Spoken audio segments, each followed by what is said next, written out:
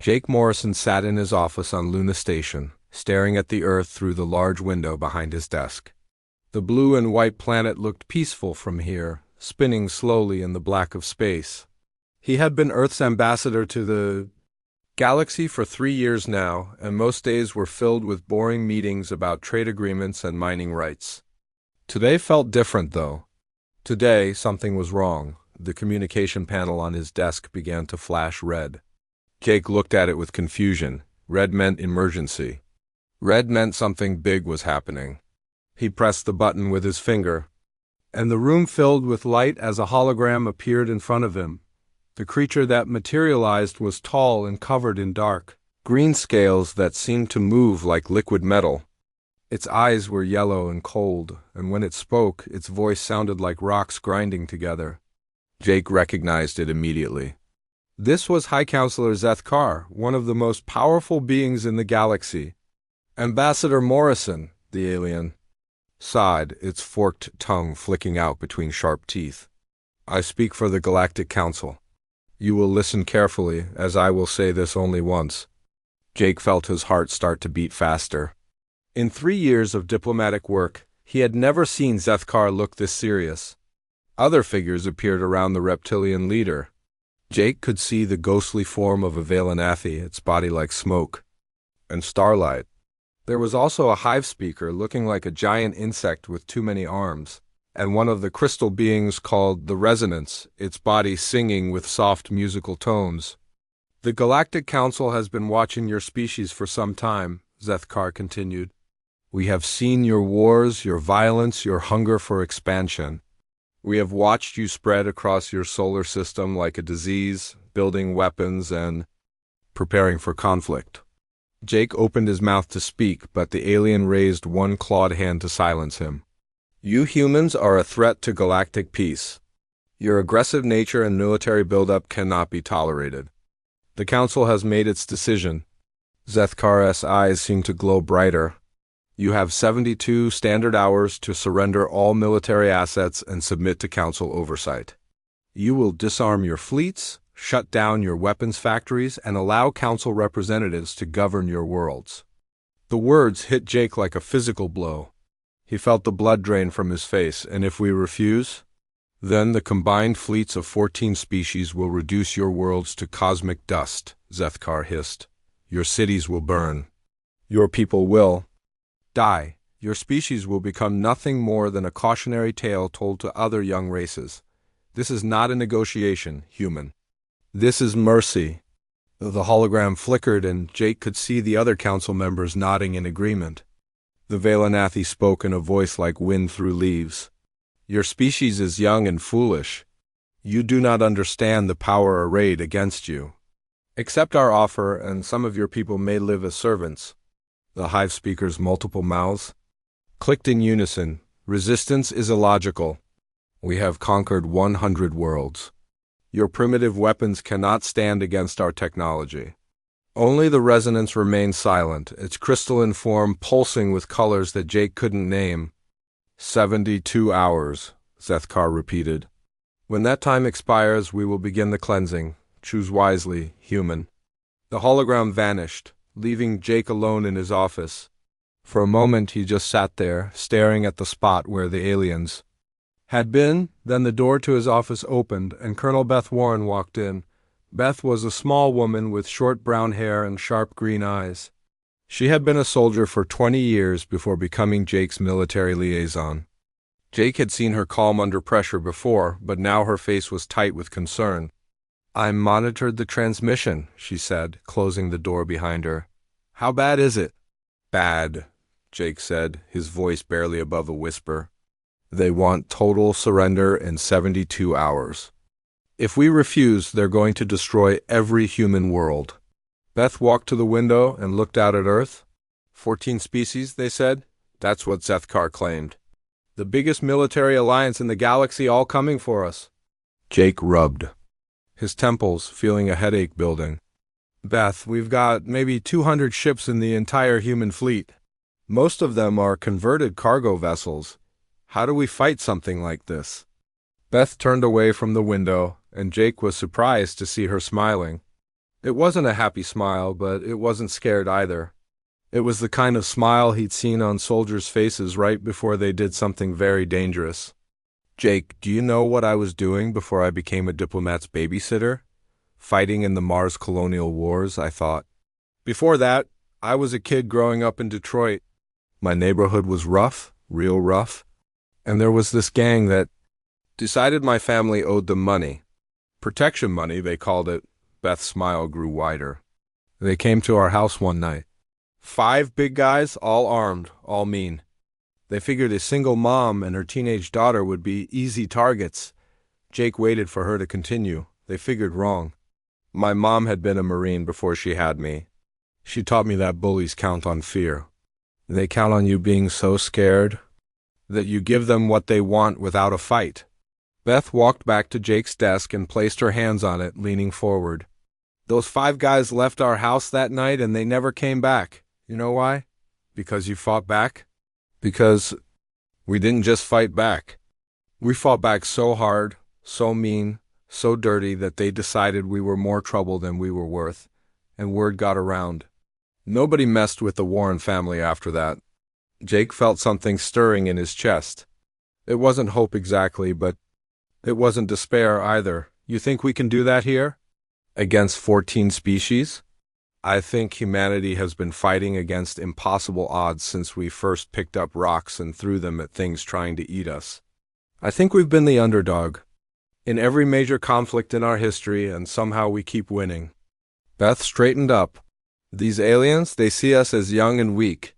They think we'll roll over and show our bellies like beaten dogs. Maybe they're right. Maybe we are too young, too weak. Beth shook her head. Jake, they're about to learn something about humanity that most species never figure out until it's too late.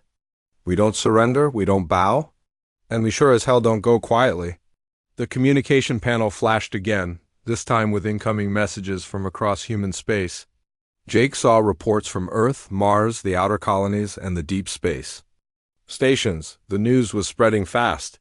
Some people were panicking, calling for immediate surrender. Others were angry, demanding that humanity fight back regardless of the odds. What do we do now? Jake asked. Duth was already walking toward the door. Now we get to work. We've got 72 hours to show the galaxy what happens when you threaten humanity. We've got 72 hours to prove that being young doesn't mean being weak. As she reached the door, Beth turned back to Jake. And Jake, start drafting our response to the council. Make it short and simple, something they'll understand. What should it say? Beth's smile was sharp as a blade. Tell them we said no, and ask them if that's all they've got? The door closed behind her, leaving Jake alone with his thoughts and the weight of his species' future. Outside his window, Earth continued its ancient rotation, unaware that its children were about to face the greatest challenge in human history. But Jake was beginning to think that maybe, just maybe, the galaxy was about to learn why humanity had survived everything the universe had thrown at them so far.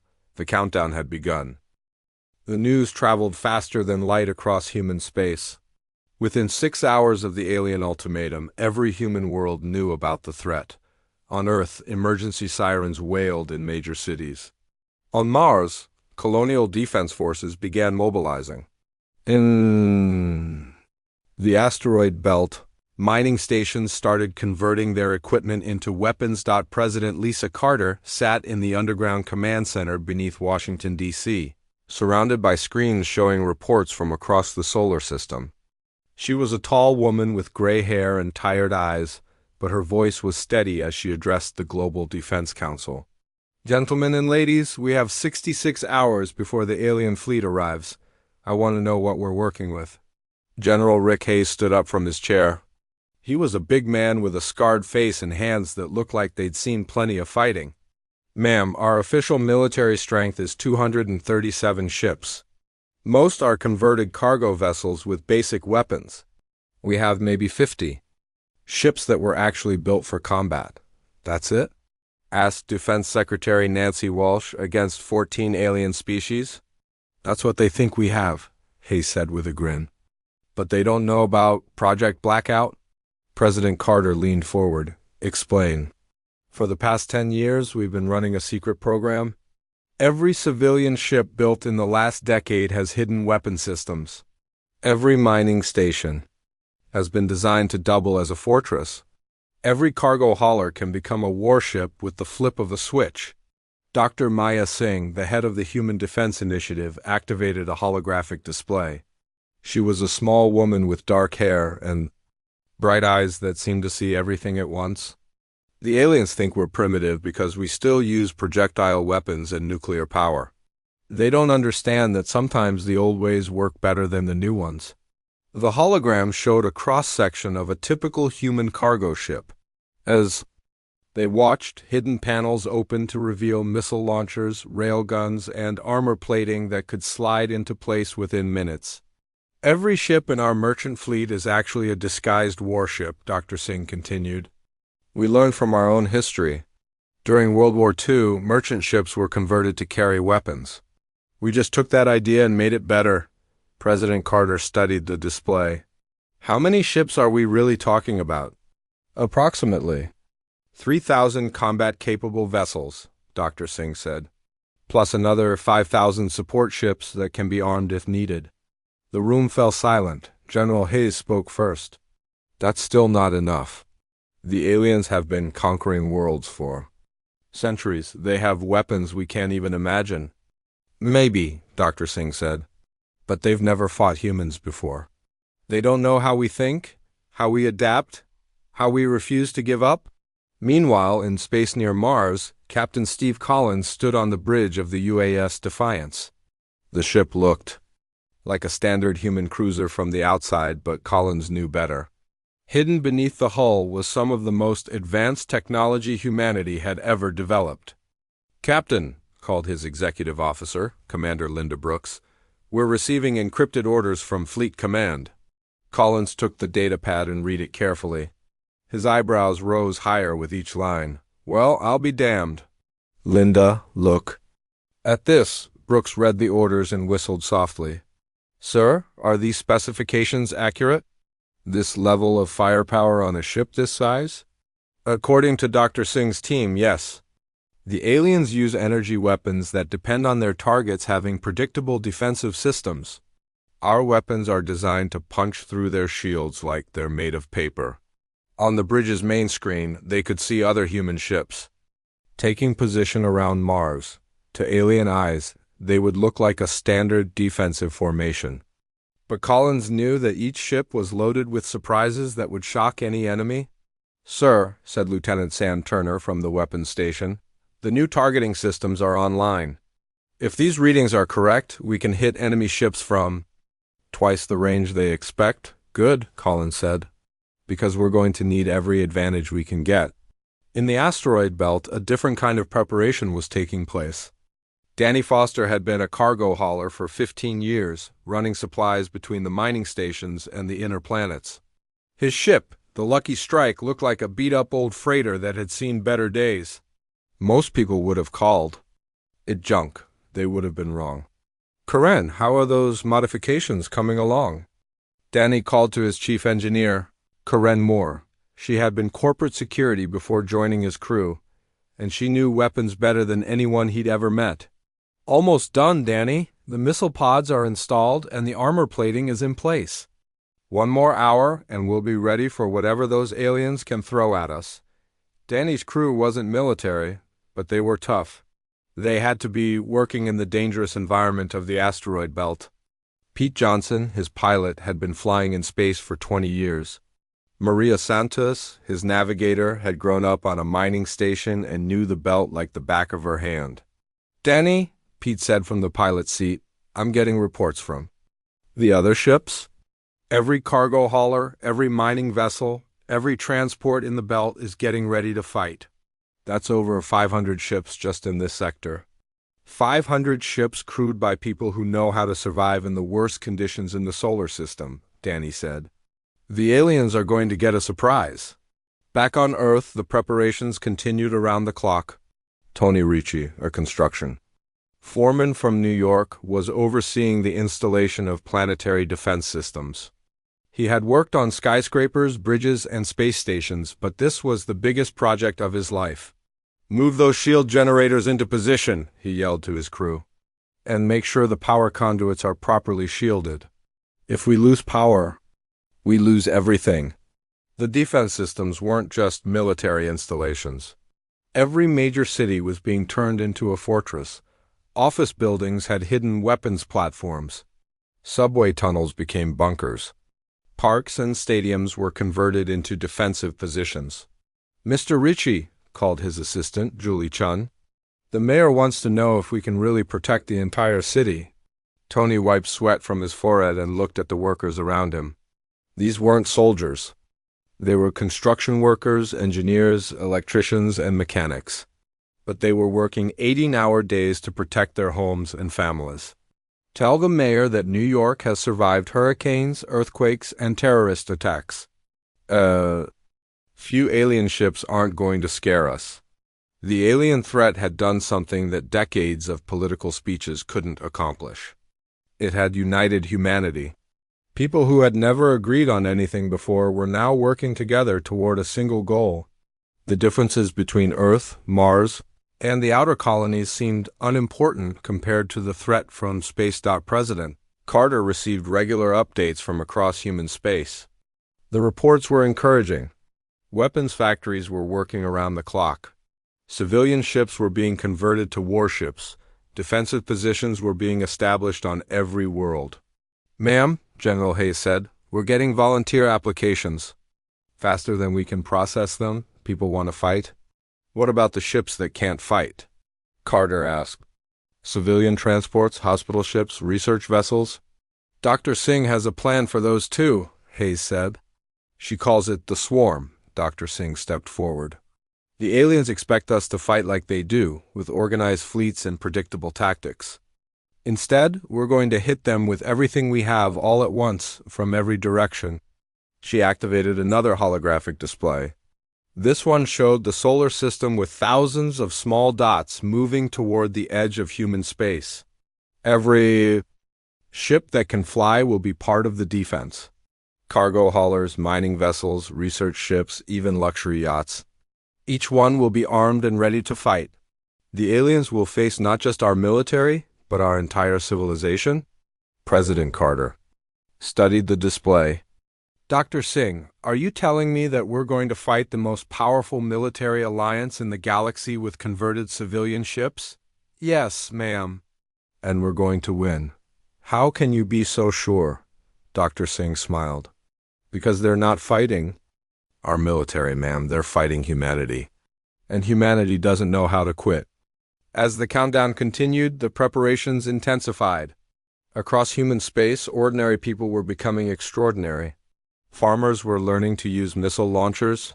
Teachers were studying tactical manuals. Children were being evacuated to the deepest bunkers while their parents prepared to fight for their survival. The aliens had given humanity an ultimatum. They expected fear, panic, and surrender. Instead, they had awakened something that had carried humanity from the caves of Earth to the stars.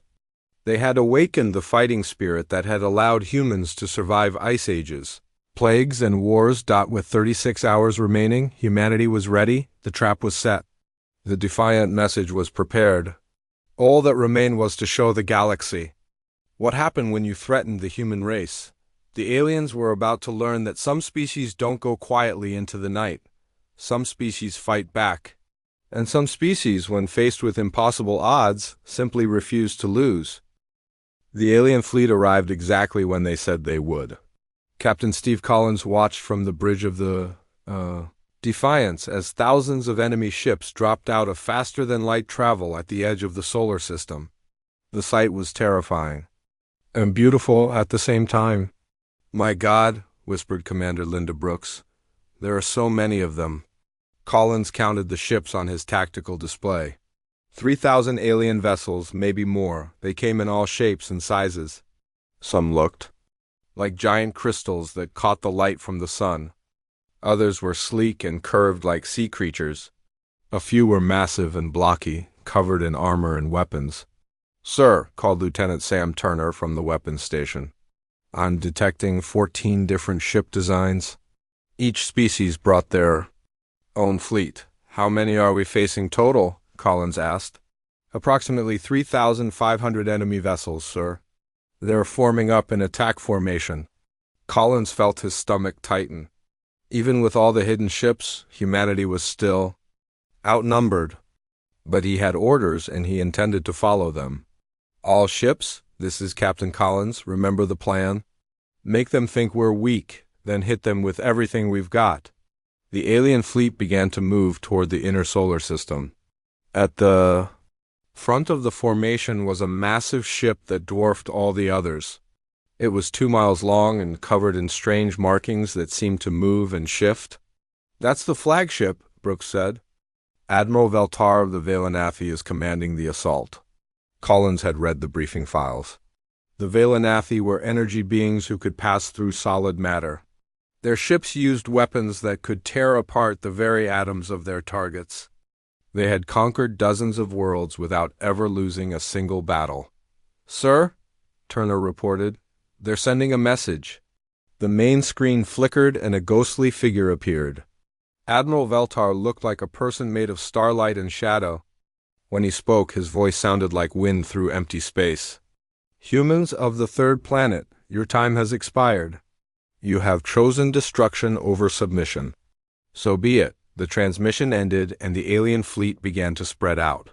Collins watched as they formed a battle line that stretched across space. It was exactly what the human planners had hoped for. "All ships, this is Collins, they're taking the bait. Begin Phase 1. The human response looked pathetic compared to the alien armada. Only 50 ships moved forward to meet the enemy. They were the official human navy, the ships that the aliens expected to see. Old, slow, and clearly outmatched, the aliens must have felt confident as they watched the tiny human fleet approach. Their weapons could destroy planets. Their shields could stop anything humans might throw at them. This would be easy. They were wrong. Collins waited until the alien fleet was exactly where he wanted them. Then he opened a channel to all human forces. "This is Captain Collins to all ships. The aliens think we're weak. They think we're afraid. They think we'll run away when the shooting starts." He paused, looking at the faces of his crew. "Let's show them what happens when you threaten humanity. All ships, attack." The space around the alien fleet suddenly filled with human ships. They seemed to appear from nowhere, dropping out of hiding spots behind asteroids, inside gas clouds, and in the shadows of planets. Cargo haulers, mining vessels, passenger liners, and research ships all revealed their true nature as the disguised warships opened fire. The aliens' confident formation crumbled into chaos. They had expected to face 50 human ships. Instead, they found themselves surrounded by over 3,000 vessels that were shooting at them from every direction. "Target the flagship," Collins ordered. "Let's cut the head off the snake." The UHS Defiance accelerated toward the alien command ship, its weapons charging. The enemy returned fire, but their energy beams passed harmlessly through the space where the human ship had been a moment before. "They're too slow," Brooks reported, with excitement. "Their targeting systems can't keep up with our speed." Collins grinned. "That's because their computers are designed to fight other aliens who follow predictable patterns. We don't follow any patterns." The human ships moved like a swarm of angry bees, darting in and out of the alien formation. They fired missiles, launched torpedoes, and used weapons that the aliens had never seen before. Instead of energy beams, the humans used solid projectiles that punched through alien shields like they weren't even there. How is this possible? Admiral Veltar demanded from his flagship. "Their weapons are primitive. Their ships are crude. They should not be able to penetrate our defenses." His tactical officer, a crystalline being from the resonance, sang a reply in harmonious tones. "Admiral, their weapons do not behave as expected. They use kinetic energy instead of particle beams. Our shields are not designed to stop solid objects moving at such high speeds." Veltar watched in horror as a human cargo ship destroyed one of his destroyers with a single missile. The weapon had punched through the alien ship's shields and armor like they were made of paper. "Impossible," he whispered. "We have conquered 100 worlds. We have weapons that can crack planets. How are we losing to these primitives? Meanwhile, Danny Foster was having the time of his life. His ship, the Lucky Strike, danced between the alien vessels like it was born to fight. His crew worked together. With the precision of people who had survived years in the dangerous asteroid belt. "Karen, target that crystal ship on our starboard side," Danny called to his engineer. "Already locked on," Karen Moore replied. "Firing missiles now." The Lucky Strike's hidden weapons revealed themselves as panels slid open along the ship's hull. Missiles streaked out toward the alien vessel, which tried to dodge but was too slow. The explosions lit up space as the enemy ship broke apart. "That's 3 kills for us," Pete Johnson reported from the pilot's seat. "Not bad for a garbage hauler." "We're not garbage haulers anymore," Danny said. "We're the human navy and we're winning." The battle was spreading throughout the solar system. Near Mars, General Rick Hayes coordinated the defense of the inner planets. The aliens had expected to sweep through human space without resistance. Instead, they found every world turned into a fortress. "Sir," reported his aide, "the alien fleet is trying to break through to Earth. They're sending a strike force of 500 ships. Let them come," Hayes said. "Earth is ready for them." The strike force approached Earth expecting to find a defenseless planet. Instead, they flew into a trap. The planet's surface erupted with defensive fire as hidden weapons platforms revealed themselves. Office buildings opened up to show missile launchers. Subway tunnels became gun emplacements. Even the space elevators had been turned into weapons. Tony Ricci stood in the command center beneath New York City, watching the battle on the screens above. His construction crews had worked day and night to prepare the city's defenses. Now it was time to see if their work would hold. "Incoming alien fighters," reported Julie Chun. "They're targeting the financial district." "Activate Sector 7 defenses," Tony ordered. "Let's show them what New York City can do." The skyscrapers of Manhattan transformed before the aliens' eyes. Windows slid away to reveal gun barrels. Rooftops opened to launch interceptor missiles. The aliens found themselves flying through a canyon of weapons, all firing at once. "This is impossible," one alien pilot screamed into his radio. "The entire city is a weapon." That was exactly what Tony had been hoping to hear. "Welcome to Earth," he said with satisfaction. "Population, everybody who wants to fight." The aliens' confidence was shattered. They had expected to face a weak, divided species.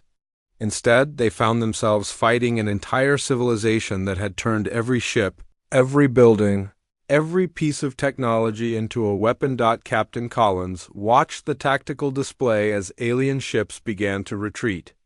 "They're pulling back," he reported. "The entire fleet is withdrawing to the outer system." "Sir," Turner called out, "we're getting reports from across the solar system. The aliens are in full retreat. They're regrouping near Jupiter."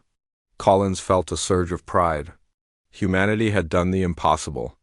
They had faced the most powerful military alliance in the galaxy and won the first battle. "All ships, this is Collins. Phase 1 is complete. The aliens know we can fight.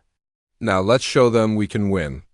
The battle for humanity's survival had begun, and the galaxy was about to learn that some species don't go quietly into the night.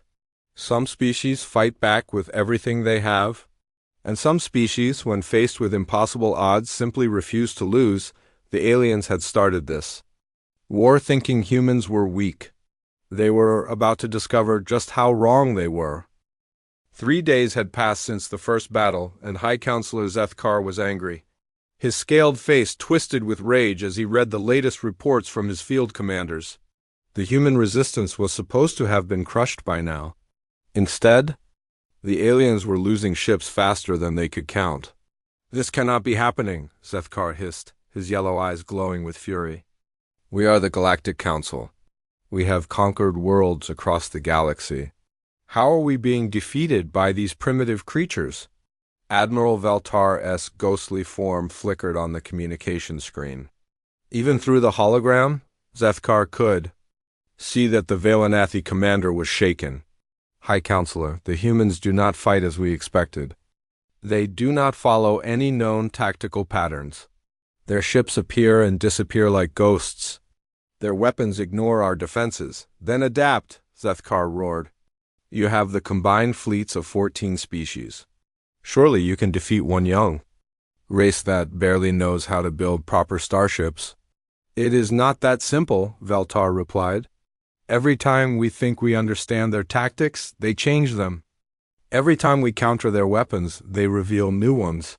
They fight without honor, without rules, without any regard for proper military procedure. Zethkar wanted to reach through the screen and strangle the admiral, then match their dishonor with superior firepower. Bring the planet killers to the front, end this quickly. On the bridge of the UHS Defiance, Captain Steve Collins was planning humanity's next move. The first battle had been a success, but he knew the aliens would adapt. They had to keep the enemy off balance, keep them guessing, keep them afraid. Sir, reported Commander Linda Brooks, our scouts are detecting movement in the alien fleet. They're bringing up their heavy ships, the ones with planet-killing weapons. Collins studied the tactical display. The alien ships were massive each, one capable of destroying an entire world.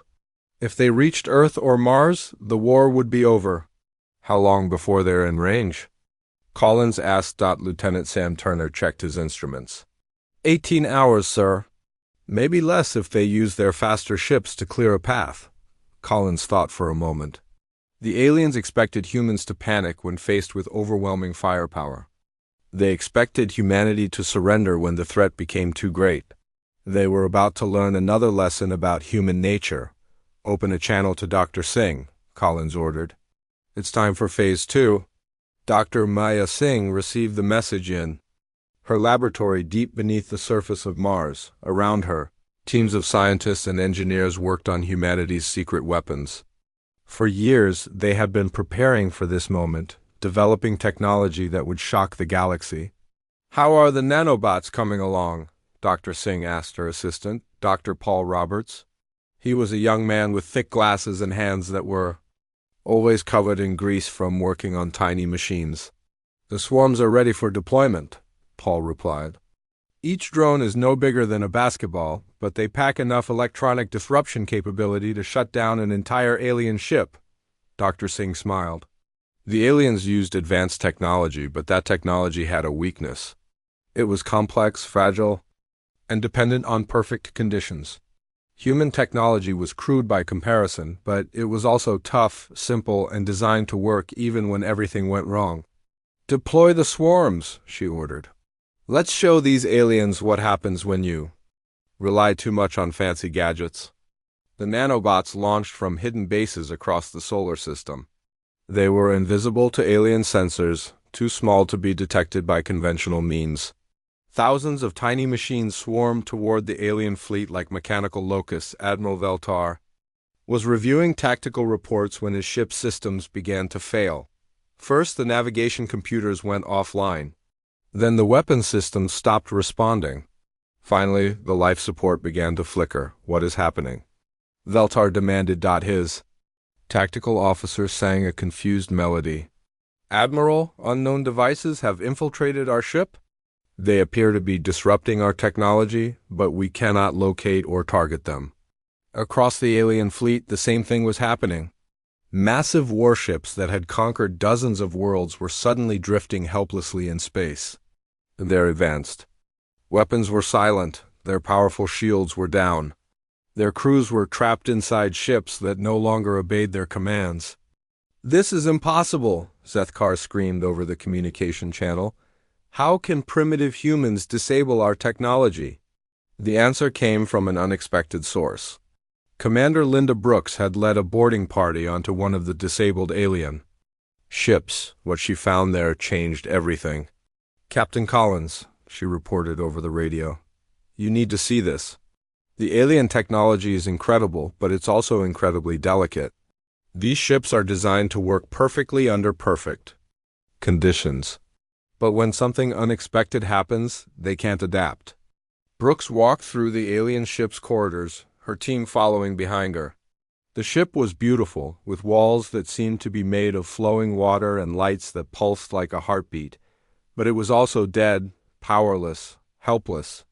Look, at this weapon system, Brooks continued. It can probably destroy a moon with a single shot, but it needs 17 different computer systems working in perfect harmony. Our little nanobots disrupted just one of those systems and the whole thing shut down. Collins understood immediately. They built their technology to be powerful, but not tough. They never expected to fight an enemy that would use electronic warfare. That's not all, sir, Brooks said. I'm looking at their ship design now. These hulls are strong against energy weapons, but they're weak against physical impact. A ship designed for asteroid mining could probably ram right through their armor. Collins felt a grin spreading across his face. The aliens had made the same mistake that many advanced civilizations made. They had forgotten that sometimes the simple solution was the best solution. All ships, this is Collins, he announced. Change of tactics, forget fancy maneuvers, ramming speed. What happened next would be talked about in military academies for centuries. Human ships, designed for the harsh realities of space construction and mining, proved to be nearly indestructible. They smashed through alien formations like battering rams, their crude armor holding together while the elegant alien ship shattered on impact. Danny Foster's ship, the Lucky Strike, demonstrated this perfectly when he rammed directly through an alien cruiser. The enemy ship's beautiful crystalline hull cracked like an eggshell, while the Lucky Strike's reinforced mining hull barely showed a scratch. Well, that was fun, Danny said, watching the alien ship break apart behind him.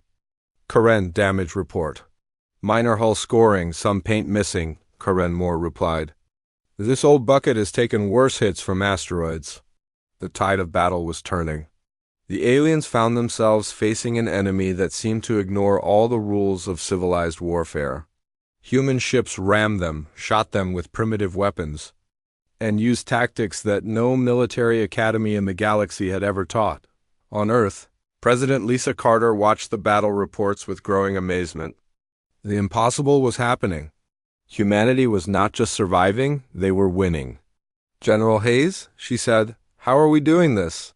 How are we beating an enemy that has conquered hundreds of worlds? General Rick Hayes looked at the tactical displays, showing human victories across the solar system. Ma'am, I think it's because they've been fighting the same kinds of enemies for so long that they forgot how to deal with something completely different. They know how to fight other advanced civilizations. They don't know how to fight us. What makes us so different? Hayes smiled. We're stubborn, ma'am. We don't know when to quit. When faced with impossible odds, most species either surrender or try to negotiate. We just get angry and start looking for bigger hammers. The alien fleet was in chaos. Ships that had never been damaged in battle were now drifting wrecks. Weapons that had leveled cities were silent and useless. Crews that had conquered galaxies were trapped inside their own vessels. Hi. Counselor Zethkar watched his forces crumble and felt something he had never experienced before. Fear. Not fear of death, but fear of failure. Fear that the mighty Galactic Council could be defeated by a species that had only been in space for a few centuries. All ships, he ordered, his voice shaking with rage and desperation, fall back to the outer system. We will regroup and plan a new assault. Captain Collins watched the alien retreat with satisfaction. They're learning, he said.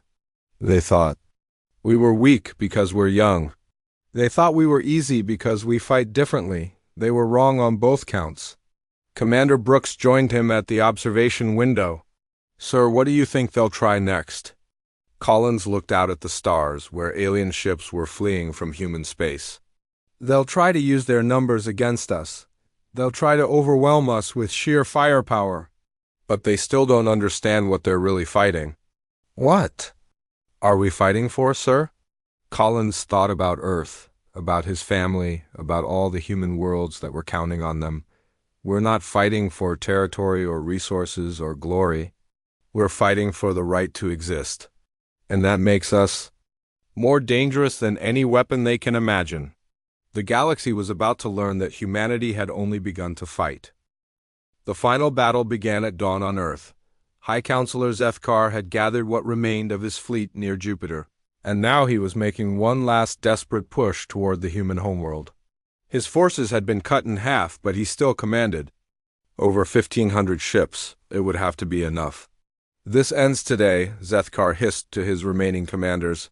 We will break through their defenses and burn their world to ash. The galaxy must see that the Council cannot be defeated by primitives. Admiral Veltar's ghostly form flickered with uncertainty. High Counselor, perhaps we should consider negotiating. These humans have proven more resourceful than we anticipated. Negotiating? Zethkar's eyes blazed with fury. We are the Galactic Council. We do not negotiate with species that refuse to submit. We destroy them. The alien fleet moved toward Earth in a tight formation, their remaining ships clustered together for mutual protection. They had learned to fear human tactics, but Zethkar hoped that concentrated firepower would overwhelm any defense. They were wrong again, Captain. Steve Collins stood on the bridge of the UHS Defiance, watching the alien approach on his tactical display. Around him, the largest human fleet ever assembled was waiting for his signal. Every ship that could fly had joined the defense of Earth, military vessels, cargo haulers, mining ships, passenger liners, even luxury yachts armed with improvised weapons. Sir, reported Commander Linda Brooks, we count approximately 1,500 enemy ships approaching. They're staying in tight formation. Perfect, Collins said. Dr. Singh, are you ready? Dr. Maya Singh's voice crackled over the communication. System from her command center on Mars. All systems are online, Captain. We're about to give these aliens a demonstration of human ingenuity they'll never forget. What the aliens didn't know was that Dr. Singh had been working on her greatest creation during the entire war. Hidden throughout the solar system were quantum communication devices that could instantly coordinate every human ship, weapon, and defense system. For the first time in the war, humanity would fight as one unified force.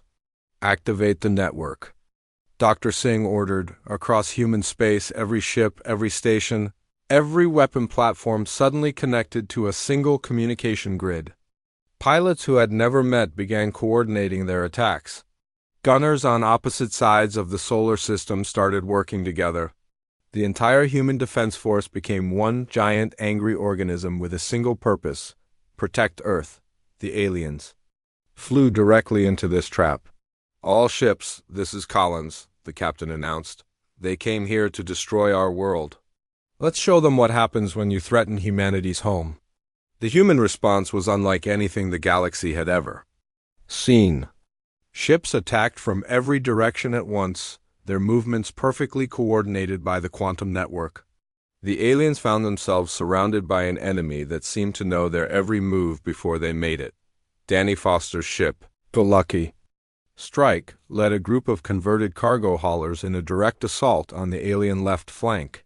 His crew had been fighting for days, but they showed no signs of slowing down. Pete, take us right through their formation, Danny ordered. Karen, arm everything we've got. Danny, Pete Johnson called from the pilot's seat, there's a lot of enemy ships in our way. Then we'll go through them, Danny replied. This is our solar system, and we're not giving it up without a fight. The Lucky Strike smashed into the alien formation like a cannonball, its reinforced hull crushing the delicate enemy ships. Behind it came dozens of other human vessels, each one built tough enough to survive the dangers of space mining and construction. Meanwhile, near Mars, General Rick Hayes coordinated the defense of the inner planets. The aliens were trying to break through to Earth, but they had to get past the human military first. Sir, reported his aide, the enemy is concentrating their attack on Sector 4. They're trying to punch through our lines. Let them try, Hayes said grimly. All units, focus fire on the alien spearhead. Show them that the road to Earth goes through us. The space around Mars erupted with weapons fire as human ships threw everything they had at the alien breakthrough attempt. The enemy ships were powerful, but they were also outnumbered and outmaneuvered by defenders who were fighting for their homes. On Earth itself, the final preparations were complete. Tony Ricci stood in the command center beneath New York City, watching as alien ships broke through the outer defenses and headed for the planet's surface. Here they come, he said to his team. Every major city is ready. Let's give these aliens a warm welcome. The alien fighters swooped down toward Earth cities, expecting to find helpless targets. Instead, they flew into a hurricane of defensive fire. Every building had been turned into a fortress. Every street had hidden weapons. Every park had missile launchers disguised as monuments. The aliens had thought they were attacking a defenseless planet. They discovered they were assaulting the most heavily fortified world in the galaxy. "Impossible," one alien pilot screamed, as his ship was shot down by a disguised office building. "The entire planet is a weapon." That was exactly what humanity had intended. Earth wasn't just their homeworld, it was their final fortress, and every human was its defender. High Counselor Zethkar watched his forces crumble around him and felt something break inside his mind. This wasn't how wars were supposed to work. The strong were supposed to defeat the weak. Advanced civilizations were supposed to conquer primitive ones. The Galactic Council was supposed to be invincible. "This cannot be happening," he whispered, watching human ships tear through his fleet like wolves among sheep. "We have conquered hundreds of worlds. We have weapons that can crack planets. How are we losing?" The answer came from his own tactical officer, a crystalline being whose musical voice had grown discordant with fear. "High Counselor, the humans do not fight like other species. They do not surrender when faced with superior numbers. They do not retreat when their position becomes hopeless. They simply refuse to lose." Zethkar's flagship shuddered as human missiles punched through its shields. Around him, control panels exploded and the lights flickered. His mighty vessel, which had led the conquest of dozens of worlds, was dying. "All ships," he ordered desperately, "fall back to the outer system. We will regroup and ... "No," said a human voice over the communication channel. Captain Collins appeared on Zethkar's main screen, his face calm but determined. Behind him, the bridge of the UHS Defiance hummed with activity as his crew prepared for the final assault. "You started this war," Collins said. "You came to our system with the intention of destroying our worlds and enslaving our people. You gave us an ultimatum and expected us to surrender. Well, here's our response." The UHS Defiance accelerated toward the alien flagship, followed by hundreds of human ships. They came from every direction, converging on the alien command vessel, like arrows aimed at a target. "This is impossible," Zethkar hissed. "You cannot defeat us. We are the Galactic Council." "We are order, we are power." "You were," Collins replied. "But you made one fatal mistake. You threatened humanity. And humanity doesn't know how to quit."